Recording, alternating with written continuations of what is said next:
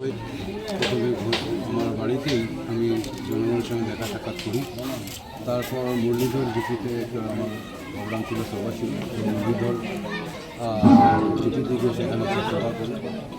তারপর ওখানে মুরলীধর জিপির একটি গ্রামে গিয়ে ওখানে একটা পূজা ছিল, সেই পূজাতেও আমি অ্যাটেন্ড করি। তারপর ওখান থেকে বেরিয়ে শিবনগরে কিছু গ্রামের বিশিষ্ট জনদের সঙ্গে আমি সেখানে দেখা সাক্ষাৎ করি। তারপর সেখান থেকে এসে রাজারগাঁওয়ে একটা স্কুল ছিল, সেই স্কুলে ছোটো ছোটো কচিকাচারি এলপি স্কুলের আমাদের সঙ্গে দেখা সাক্ষাৎ করে বর্তমানে আমি এসেছি মাছুঘাট হাই স্কুলে। মাছুঘাট হাই স্কুলে এসেছি। এখানে আমার আসার কথা ছিল প্রায় 2টা আর 1টার সময় আসতে আসতে আমার একটু দেরি হয়েছে এখানে। আর এসে যখন স্কুলের দেখলাম, মানে স্কুলের যে ইনফ্রাস্ট্রাকচার যেটা আছে, স্কুল ঘর বিল্ডিং যেটা আছে, ওইটার অবস্থাটা খুব একটা ভালো নয়। আর স্কুলটা অনেক পুরনো, 1962 ইংরাজির স্কুল, আর অনেক পুরনো স্কুল। তারপরে দেখা গেছে স্কুলে তখন থেকে স্কুলে কোনো সরকারি কোনো পাকা বিল্ডিং হয়নি। যখন আমি 2016 থেকে 21 আমি বিধায়ক ছিলাম, এই স্কুলের জন্য একটা এডিশনাল ক্লাসরুমের একটা অনুদান দেওয়া হয়েছিল, এডিশনাল ক্লাসরুমের জন্য। কিন্তু সেটা হয়েছিল প্রায় ওই সময়ে আমার 2020 বা 21 ওই পিরিয়ডে, 19 বা 20 সেরকম হবে। আর সেটা জানতে পেরেছি আজকে গত 5 বছর চলে গেছে। আর সেই সময় থেকে এখন পর্যন্ত সেই যে অনুদান দেওয়া হয়েছিল এডিশনাল ক্লাসরুম, সেটা ইনকমপ্লিট রয়েছে, অর্ধসমাপ্তভাবে রয়েছে। সেটা আজকে এসে আমি দেখতে পেলাম সেটা। আর সেটা দেখে আমি সেটাই তদন্ত করব যে এই স্কুল বিল্ডিংটা কেন কমপ্লিট হলো না, অ্যাডিশনাল ক্লাসরুমটা কেন কমপ্লিট হলো না, সেটা তদন্ত করব। ইতিমধ্যে আমি জানতে পেরেছি কি কিছু লোক আমাকে বলেছিল সেই সময় এই যে কাজের যিনি দেখরেখ করতেন, যিনি ইঞ্জিনিয়ার ছিলেন, উনি অনেক ঘোটালা করেছেন। তারপরে উনি জেলে চলে গেছেন।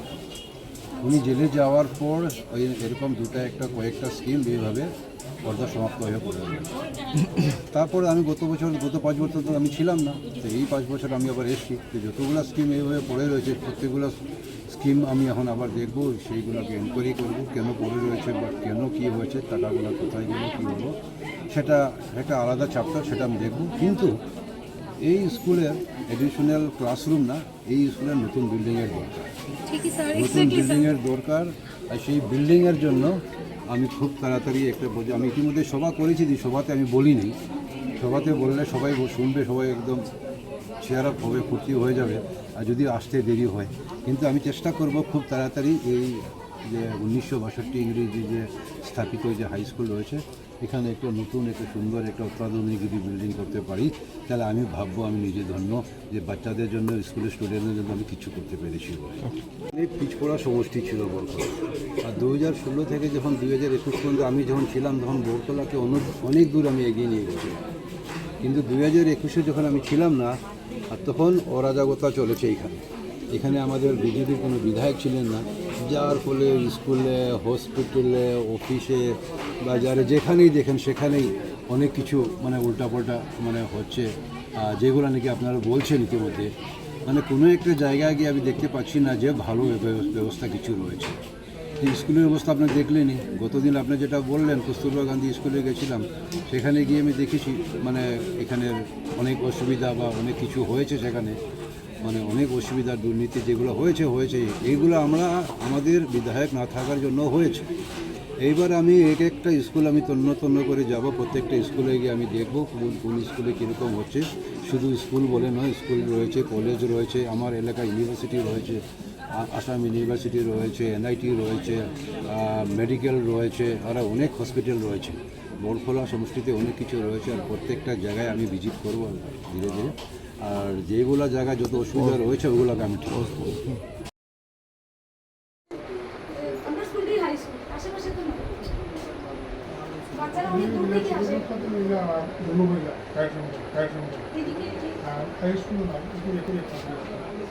বাচ্চারা এখানে এনে আইলো, তারা অনেক ফেয়ার দিয়ে টাউনে যেতে অনেক কষ্ট হয়ে যায়, যাওয়া আসার গাড়ি ভাড়া।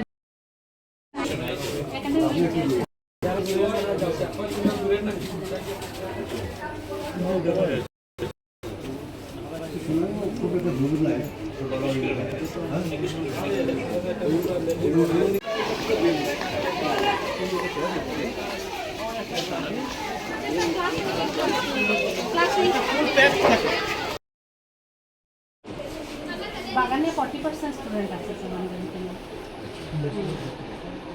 মাধ্যমিকের একটু প্রবলেম, তারা তো হাঁটিয়ে আসবে, লেঞ্জটিলা যে একটা জায়গা আছে এখান থেকে আসা লেগুলোকেও হাঁটিয়ে আসবে। গত মাসে বাচ্চাও আছে আমাদের স্কুলে, তারাও অনেকে আগে রিজার্ভ করিয়ে দিচ্ছে, পারে না তারা হাঁটিয়ে। ঠিক আছে, আপনারা এরকম কিছু যদি থাকে যদি ভাবুন কিছু মনে করবেন তাহলে আমরা আপগ্রেডেশন করতাম হায়ার সেকেন্ডারি, যদি এরকম করে কিছুতে আমার ডিটেলস দিবা তুলে ধরবে, মানে এখন এটা এগুলো করা হবে ঘুরিয়ে দেখুন, যদি হয় সব কিছু তো সব ঠিকঠাক থাকলে তো অসুবিধা নেই। আমরা বাচ্চারা একটু উপকৃত হইব, এই এলাকার মানুষগুলো উপকৃত হইব। আশেপাশে একটা ভালো একটা ইনস্টিটিউশন থাকলে তারা দূরে যেতে লাগবে না। ফেয়ারের তো ব্যাপার আছে, প্রত্যেকদিন ফেয়ার নিয়ে যাওয়া। ঠিক আছে বাবা, thank you. Thank you sir.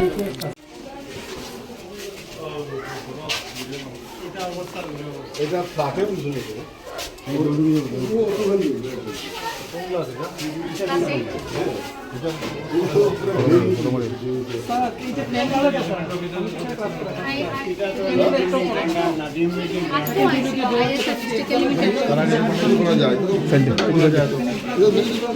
এটা তো আমরা অনেক রিকোয়েস্ট করছি।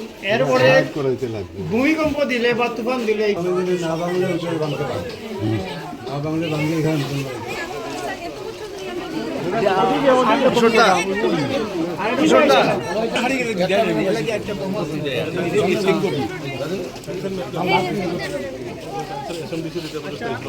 স্যার আইন না আপনি কই না আমি করতাম এটা আমি সানবোর্ডটা বুঝলেছ